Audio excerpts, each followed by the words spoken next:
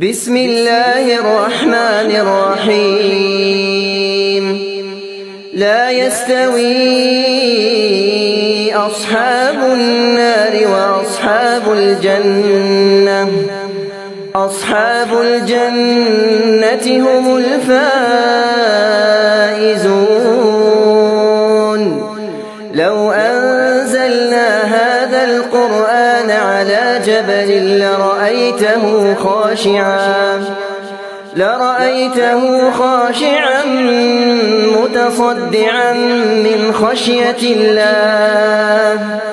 وتلك الأمثال نضربها للناس لعلهم يتفكرون هو الله الذي لا إله إلا هو عالم الغيب والشهادة هو الرحمن الرحيم